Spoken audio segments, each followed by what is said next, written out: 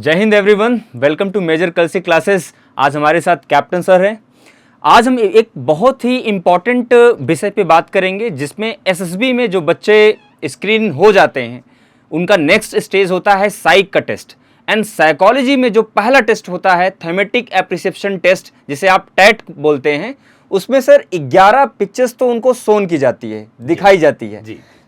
वो लास्ट जो 12 स्टोरी होती है, जो ब्लैंक स्लाइड आती है सर, उसमें बच्चे बहुत कंफ्यूज हैं कि उसमें किस तरह की स्टोरी बनाएं, क्या लिखें। वो उनका 11वीं स्टोरी से रिलेटेड होना चाहिए या फिर वो पहले से लिखकर पहले से प्रिपेयर करके जाएं। इसकी क्या मिथ है सर, इसको थोड़ा सा एक्सप्लेन करें सर। अच्छा, ब्लैंक स्लाइड की बात कर रहे हैं। देखिए सर, होता क्या है ना कि पहले जो 11 स्लाइड्स दिखाई गई वहाँ पर इनको स्टिमुलस दिया गया था।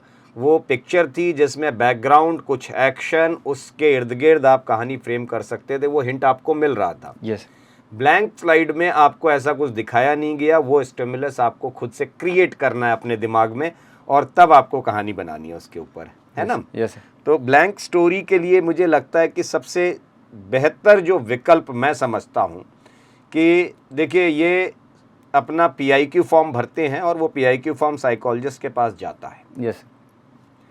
PIQ फॉर्म आप जब भरते हैं तो जहाँ से आप अपना एकेडमिक्स का परफॉर्मेंस भरना शुरू करते हैं, यस सर, उसमें देखिए हर जगह academics, sports, extra curricular activities या जो NCC, ये जो वो कॉलम्स हैं PIQ फॉर्म में, जिसमें आखिरी जो कॉलम आता है वो आता है outstanding achievement if any. Yes आता है। Yes sir, yes.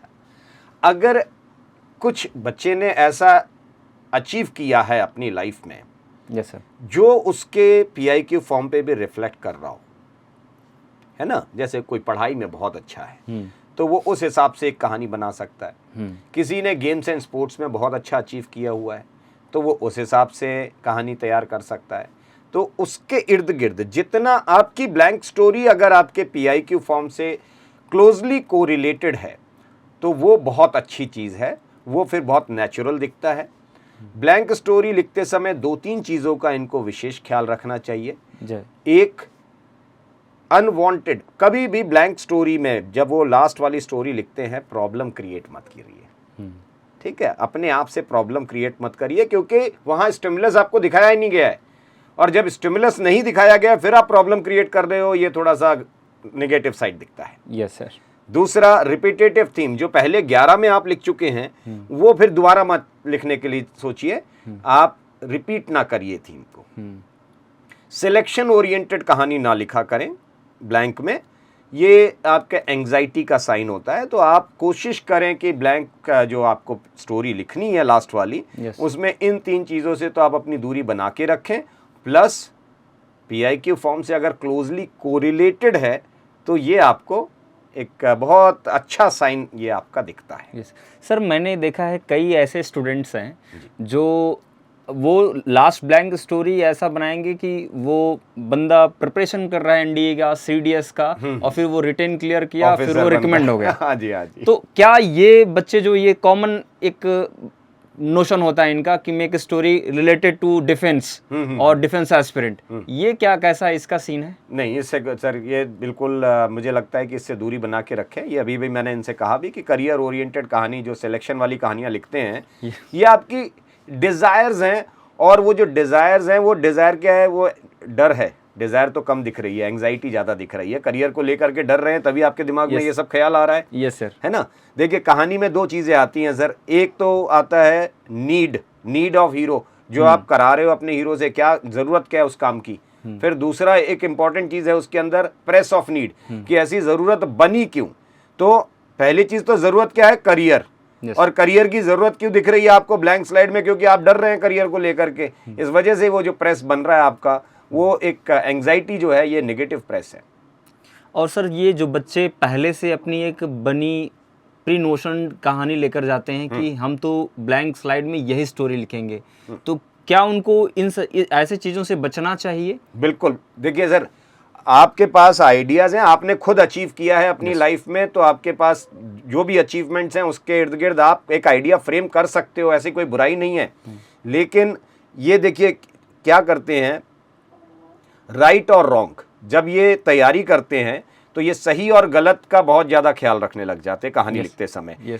आप देखते होंगे कई लोग जो है कहानी जब चेक करते हैं इनकी तो कहते हैं ये कहानी सही है, ये कहानी गलत लिख दी तुमने। कहानी कभी भी सही और गलत होती नहीं है, कहानी हमेशा एक्सेप्टेबल और नॉट एक्सेप्टेबल होती है। तो ये मैं बिल्कुल सभी कैंडिडेट से कहूँगा कि अगर कोई आपको ये कहता है कि ये कहानी सही है, ये कहानी गलत है, थोड़ा सा उस व्यक्ति से दूरी बना लीजिए। आप समझ जाइए कि इस व्यक्ति को जानकारी पूरी नहीं है, ये आपको रटा रहे हैं। तो स्टोरी इज ऑलवेज एक्सेप्टेबल और नॉट एक्सेप्टेबल। होता क्या है कि जब ये लोग सही और गलत तय कर लेते हैं अपने दिमाग में पहले से। अब मान लीजिए एक कैंडिडेट जा रहा है एसएसबी में, उसके दिमाग में तो पहले से एक चीज आ गई कि कहानी वो गलत वाली नहीं लिखूंगा क्योंकि उससे मेरा सिलेक्शन रुकेगा। स्टिमुलस जो दिखाया गया है वो बिल्कुल वही दिखाया गया है जिससे वो कहानी मैच कर सकती थी, मगर किसी ने गलत बोल दिया है उसको, तो आप वो कहानी का विचार लाओगे नहीं अपने दिमाग में, उससे दूरी बना रहे हो। अच्छा, फिर इनके दिमाग में एक और चीज चलेगी कि किसी ने कह दिया ये कहानी सही है, तो वो कहानी जो है ये जबरदस्ती कहीं ना कहीं घुसाने की कोशिश करेंगे क्योंकि इन्हें मालूम है कि सही कहानी लिखेंगे तो सिलेक्ट हो जाएंगे। Yes sir. तो होता क्या है, जैसे मान लीजिए ये स्टिमुलस है और ये आप बैठे हैं, तो कहानी यहां से यहां जानी चाहिए। मगर जब हम सही कहानियां अपने दिमाग में कैरी कर लेते हैं बहुत ज्यादा, तो हम क्या करते हैं कि अपनी सही वाली कहानी यहां से यहां लाने की कोशिश करते हैं। हम उल्टा कर रहे होते हैं कि कहानी को स्टिमुलस में एडजस्ट करने की कोशिश कर रहे होते हैं, स्टिमुलस से कहानी नहीं निकाल रहे होते हैं। तो ये बेसिक डिफरेंस है जो बच्चे प्री कंसीव्ड आइडियाज के साथ आते हैं, ये पहले से बनाई हुई कहानियां जो लेकर के आते हैं, ये दिक्कत रहेगी इनके साथ हमेशा। फिर ये जब ये तय कर लिया कि यही वाली कहानी ब्लैंक में लिखूंगा, अब वैसा कोई स्टिमुलस पहले दिखाई दे गया तो फिर आप क्या करेंगे? फिर आप उसको ब्लैंक वाली को जो है बचा के रखेंगे लास्ट तक, है ना?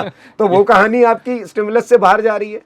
और अगर आप वाली कहानी वहां लिख देंगे तो ब्लैंक वाली स्टोरी में क्या करोगे? वहां कुछ निगेटिव सोचने लग जाओगे, वहां कुछ प्रॉब्लम क्रिएट करके कहानी बनाओगे। तो ये ऐसा दिमाग में मत लाइए कि यही कहानी लिखूंगा जा करके। हाँ, ऐसी 2-3 आइडियाज हैं मेरे दिमाग में कि हाँ ये कहानी अल्टरनेटिवली मैं ये भी लिख सकता हूँ, ये भी लिख सकता हूँ। और उससे पहले अपना पीआई की फॉर्म देखो कि भाई क्या अचीवमेंट्स मैंने अपनी लाइफ में आउटस्टैंडिंग अचीवमेंट्स हो। उसके इर्द गिर्द 2-3 कहानियां आप विचार बना करके जा सकते हैं। एक ऑब्जेक्टिव रहेगा। ठीक है, विचार बनाना अच्छी चीज है, मगर रट करके यही जिद बना लेना कि यही करना है, ये सबसे एक गलत स्टेप होता है जो एसएसबी में ज़्यादातर यंगस्टर्स करते हैं। यस सर, जैसे आपने अभी सर मेंशन भी किया कि अगर आप ऐसे रिलेटेड पिक्चर्स देख लिया, आपने स्टिमुलस देख लिया है, तो डेफिनेटली आप पहले उसको लिखते हो, फिर आपके थीम जो है रिपीट्स होने लगते हैं, तो बच्चे फिर वही गलतियां करते हैं, वही स्टोरी बार बार 1-2 में वही थीम रहता है, वही एक्शंस रहते हैं। जो देखिए, थीमेटिक का perception test is test of your imagination, ये आपकी कल्पनाओं का परीक्षण है। यस। तो अगर आपके पास कल्पनाएं हैं तो आप हर बार कुछ नया सोच सकते हो। आप घुमा फिरा करके एक ही चीज बार बार सोच रहे हो तो फिर ये आपकी कल्पना थोड़ी ना रह गई है, ये तो कहीं से आप कोचिंग में रट लिया 1-2 कहानियां, किसी ने सही बता दिया, इसीलिए उसके बाहर आप निकल नहीं पा रहे हो। Yes sir. सर जैसे हम लोग का एक नया प्लान आया है 90 डेज का, बच्चा जो हमारे यहाँ आ रहा है वो अब 90 डेज के लिए आ रहा है। पहले तो 14 डेज के लिए आता था, बट एक ऐसा प्लान हमने रखा है कि 90 डेज में बच्चा अपने साइकोलॉजी पे बेहतर काम करे, अपने पीआई पर बेहतर काम करे और अपने जीटीओ के लिए चाहे इंडोर हो या आउटडोर उसके प्रैक्टिस सीखे, वो प्रैक्टिस करे और थोड़ा परफेक्शन लाए। तो इसके लिए सर थोड़ा सा क्या बताना चाहेंगे, कैसे ये हेल्पफुल होगा बच्चों को? जायज़ बात है सर, देखिए कोई भी नई आदत बनानी जब होती है किसी को, तो वो साइंटिफिकली प्रूव्ड है कि 90 दिन का समय लगता है।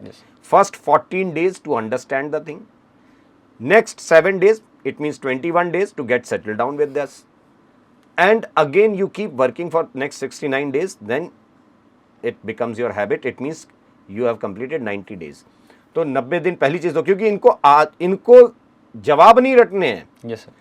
ये सोचते हैं कि कोई इसका भी सब्जेक्ट, एसएसबी को भी ये सब्जेक्ट मानते हैं। SSB is not a subject, not a subject to study. Yes, ठीक है, क्योंकि ये मैथ्स पढ़ के आते हैं, साइंस पढ़ करके आते हैं, इसलिए इनको लगता है कि सब पढ़ के हो जाता है तो एसएसबी भी पढ़ के काम चल जाएगा। Yes sir. It is test of your personality. Personality का मतलब है आपकी आदतें, आपकी लाइफस्टाइल कैसी है, वो अगर चेंज करना है तो फिर उसके लिए इतना समय लगेगा, पहली चीज़।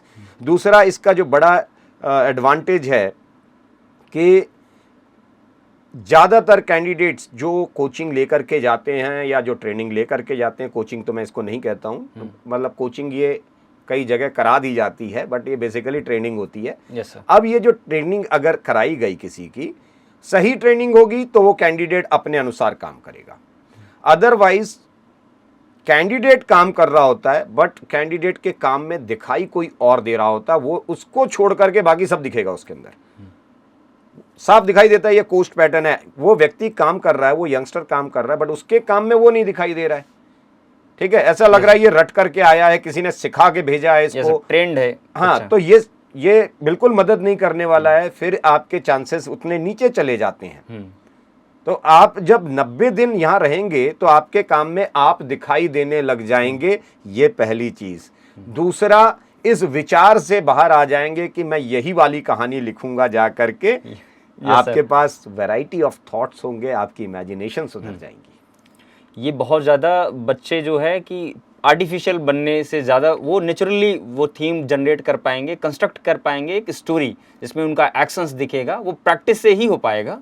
जी देखिए, मैं एक चीज़ बताऊं आपको, एसएसबी का बहुत क्लियर बेसिक जो मैं इनको क्लियर कर दूं कि ये बाहर से जो है ना डेंटिंग पेंटिंग ज़्यादा करने के चक्कर में रह जाते हैं। यस।